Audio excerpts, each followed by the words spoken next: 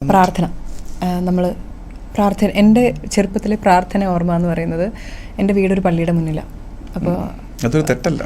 അല്ല, എനിക്കൊന്നും ചെയ്യാൻ പറ്റില്ലായിരുന്നു. ഞാൻ അവിടെ ജനിച്ചു. അപ്പോൾ 6:45 സന്ധ്യ മണിയടി കറക്റ്റാണ്, കൃത്യമാണ്.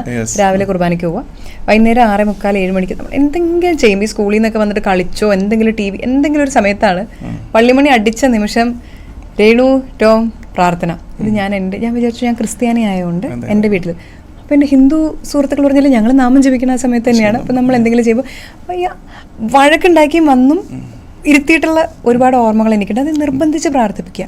പക്ഷെ എൻ്റെ കോൺസെപ്റ്റ് ഓഫ് അച്ഛൻ പറഞ്ഞ പോലെ എനിക്ക് കോൺഫ്ലിക്റ്റിംഗ് ആയിട്ടുള്ള ഒരുപാട് കാര്യങ്ങളുണ്ട്. എൻ്റെ ഒരു ഇതെന്ന് പറഞ്ഞാൽ ദൈവത്തോട് പ്രാർത്ഥിക്കുക. അതിന് ഇന്നൊരു സമയം ഉള്ളതില്ല, ഇന്നൊരു സ്ഥലം എന്നുള്ളതില്ല, പ്രാർത്ഥിക്കുക എന്നുള്ളത്. അപ്പോൾ ശരിക്കുള്ളൊരു പ്രാർത്ഥന എന്ന് പറയുന്നത് എങ്ങനെയാണ്? എനിക്കൊരു മെഡിറ്റേറ്റിംഗ് ഒരു ഇഫക്റ്റാണ്. എൻ്റെ ശാന്തതയിൽ, എൻ്റെ സ്വസ്ഥതയിൽ ഞാൻ ചെയ്യുന്നൊരു കാര്യമാണ്. ഇതിങ്ങനെ നിർബന്ധിച്ച് തല്ലിപ്പഴിപ്പിച്ച് ചെയ്യേണ്ട ഒരു കാര്യമാണ്. ശരി.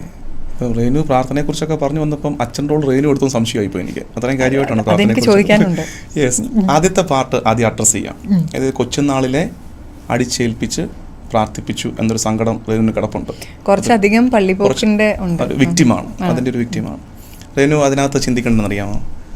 പള്ളിയിൽ പോയത് മാത്രമല്ല, ബാക്കി എല്ലാം ഇതുപോലായിരുന്നു. റേനുവിനെ കഴിപ്പിച്ചത് ഇതുപോലായിരുന്നു, കുളിപ്പിച്ചത് ഇതുപോലായിരുന്നു, സ്കൂളിൽ കൊണ്ടുപോയത് ഇതുപോലായിരുന്നു. എല്ലാം ഒരു ടോർച്ചറിങ് എക്സ്പീരിയൻസ് ആയിരുന്നു ആ കാലത്ത്. നമ്മളൊന്നും അത്ര താല്പര്യത്തോടെ ഒന്നും ആ കാലത്ത് ചെയ്തിട്ടില്ല. അതിലൊന്നു മാത്രമാണ് പ്രാർത്ഥന. മറ്റതൊക്കെ നമ്മൾ പിന്നീട് എൻജോയ് ചെയ്ത് തുടങ്ങിയപ്പോൾ അതൊന്നൊരു കുറ്റമല്ലാതെ മാറുകയും പ്രാർത്ഥന ഇപ്പോഴും അത്ര ഒരു എൻജോയ്മെൻറ്റ് ഫാക്ടർ അല്ലാത്തതുകൊണ്ട് അതിനെ നമ്മൾ കുറ്റമാക്കി വെച്ചെന്നേ ഉള്ളൂ. ഉദാഹരണത്തിന് ചെറുപ്പത്തിൽ വാക്സിനേഷൻ എടുത്തത് റേനുവിൻ്റെ അമ്മ ചോദിച്ചു, റേനു വേദന എടുക്കും, നിനക്ക് വേണ്ടെങ്കിൽ വേണ്ട, നീ പറ എന്ന് പറഞ്ഞ് തലയാട്ട് കിട്ടിയിട്ടാണോ ഇഞ്ചക്ഷൻ എടുത്തത്? അല്ല. എന്താ ചെയ്തത്? നല്ലതാണെന്നറിയാവുന്നൊരു കാര്യം അമ്മ റേനുവിന് നൽകി. അതുപോലെയായിരുന്നു ഈ പ്രാർത്ഥനയും സ്പിരിച്വാലിറ്റിയൊക്കെ. അത് നിങ്ങൾ ശുദ്ധ മനസ്സോടെ ചെയ്തതാണ്. ഞാൻ അങ്ങനെ അതിനെ മനസ്സിലാക്കുന്നു. അവരറിഞ്ഞൊരു നല്ലതിനെ, ഒരു നേരിനെ അവരുടെ കുട്ടി നേരത്തെ അറിയണമെന്ന് ആഗ്രഹിച്ചു.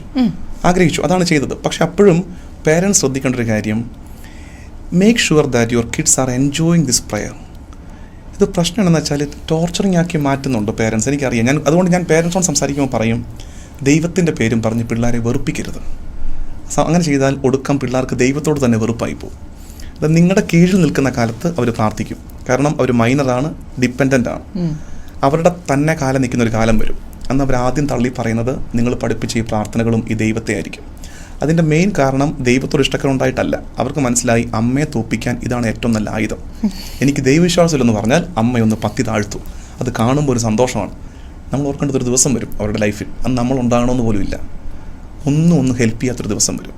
അവർ പഠിച്ചെടുത്ത വിദ്യാഭ്യാസവും അവർ നേടിയെടുത്ത സമ്പത്തും അവരുടെ സ്വാധീനവും സത്പേരും ഒന്നും തുണയ്ക്കെത്താത്തൊരു ദിവസം വരും.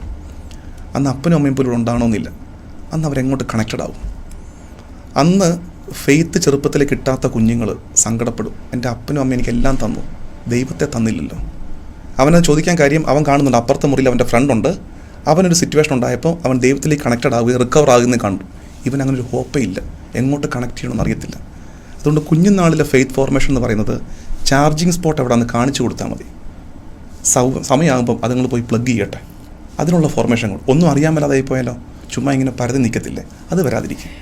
അത്രയും കൊടുക്കുക. അത് കൊടുക്കണം, അത് ഒഴിഞ്ഞു മാറരുത്. യെസ്, ഞാൻ അറിയാൻ